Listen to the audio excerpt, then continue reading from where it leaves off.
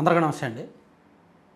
కూర్మ గ్రామం అని మేబీ మీలో చాలామంది వినే ఉంటారు అనుకుంటున్నా.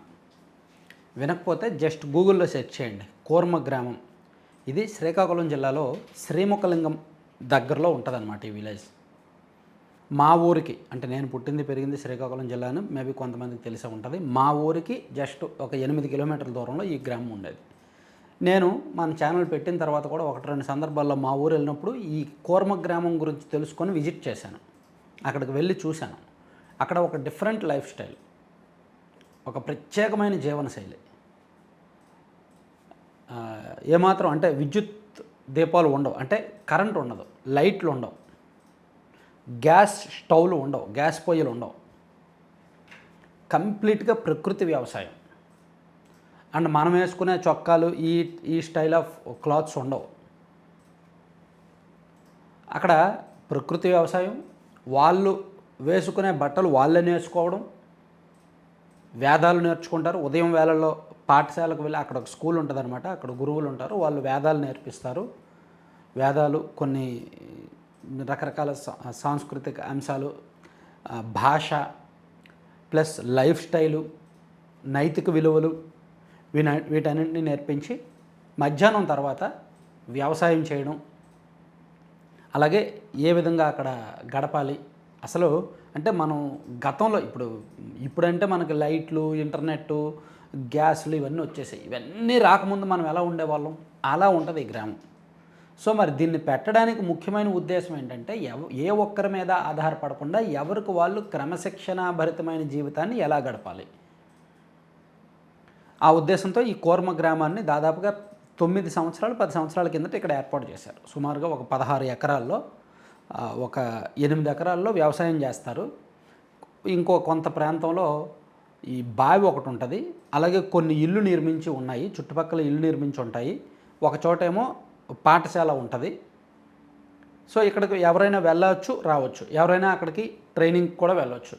మాకు కూడా ఆ లైఫ్ స్టైల్ కావాలి, మేము కూడా ఆ లైఫ్ స్టైల్ కోరుకుంటున్నాము అనుకుంటే అక్కడికి 40 రోజులు ట్రైనింగ్ ఇస్తారు, చేరవచ్చు. ఆ వేదాలు అవన్నీ కూడా నేర్చుకోవచ్చు.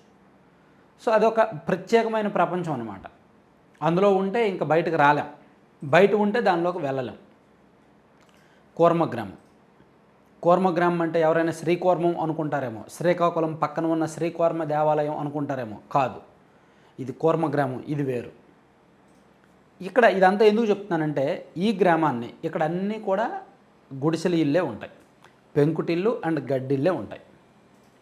దీన్ని నిన్నగాక మొన్న ఎవరో తగలబెట్టేశారు, నిప్పు పెట్టారు. వీళ్ళకి రాజకీయాలకు సంబంధం లేదు, కులాలకు సంబంధం లేదు, ఎవరితో కాంట్రవర్సీ లేదు.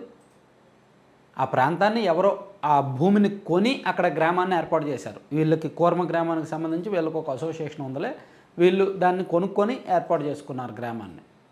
ఎవరితో గొడవ కూడా లేదు. అటువంటిది ఒక 2 రోజుల కిందట అనూహ్యంగా ఇక్కడ ఇళ్ళన్నీ తగలబెట్టేయడం, నిప్పు పెట్టడం, అక్కడ ఉన్న పాఠశాల వీళ్ళు ఏదైతే ట్రైనింగ్ కోసం వాడతారో ఆ రూమ్ను కూడా తగలబెట్టడంతో ఇది వార్తల్లోకి వచ్చింది. సో ఈ అవసరం ఎవరికి ఉంది? ఈ గ్రామం అంటే ఈ పక్కనున్న గ్రామస్తులతో కూడా వీళ్ళకేమీ వివాదాలు లేవు. ఈవెన్ ఆ గ్రామస్తులు కూడా ఇక్కడికి వెళ్తూ ఉంటారు. ఖాళీ టైంలో అక్కడికి వెళ్ళి ఆ లోపల చెప్పే వేదాలను, పాఠాలను వింటూనే ఉంటారు. ప్లస్ ఎవరైనా పర్యాటకులు శ్రీకాకుళం జిల్లా శ్రీముఖలింగం వెళ్తే, భక్తులు కానీ పర్యాటకులు కానీ వెళ్తే ఈ గ్రామం గురించి తెలుసుకొని ఇక్కడికి వెళ్తుంటారు. ఇక్కడికి వెళ్ళి కాసేపు స్పెండ్ చేస్తారు.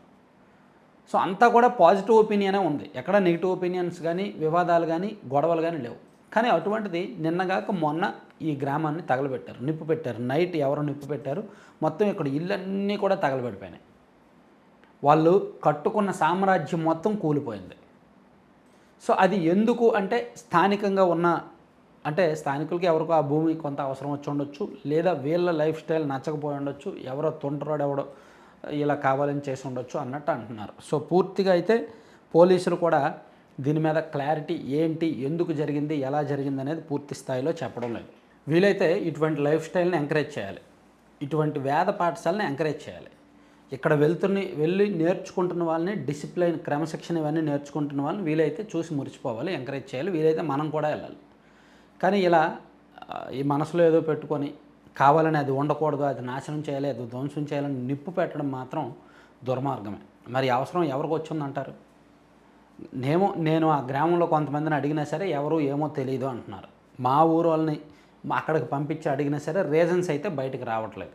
ఎవరు చేశారు, ఎందుకు చేశారనే రీజన్స్ అయితే బయటకు రావట్లేదు. పోలీస్ ఇన్వెస్టిగేషన్ కూడా అంత సీరియస్గా, ఎందుకంటే ఇక్కడేమో సీసీ కెమెరాలు ఉండవు. ఇక్కడ సీసీ కెమెరాలు ఉంటాయి అంటే ఏదో సిగ్నల్లో సీసీ కెమెరా ఉంటుంది, క్యాచ్ చేసేయచ్చు అనుకుంటారు. లేదంటే ఎవరైనా వీడియో తీస్తే కనిపెట్టవచ్చు అనుకుంటారు. ఎవరు చేశారో ఎందుకు చేశారో రీజన్ అయితే తెలీదు. సో దర్యాప్తు అయితే జరుగుతోంది. సో వీలైతే ఎప్పుడైతే అటువైపు వెళ్తున్నప్పుడు, శ్రీకాకుళం జిల్లాలోని ఈ శ్రీముఖలింగం ఎప్పుడైనా వెళ్తున్నప్పుడు ఈ గ్రామాన్ని విజిట్ చేయండి. కొంచెం డిఫరెంట్గా 1 గంట సేపైనా అక్కడ స్పెండ్ చేస్తే చాలు అనమాట. బాగుంటుంది.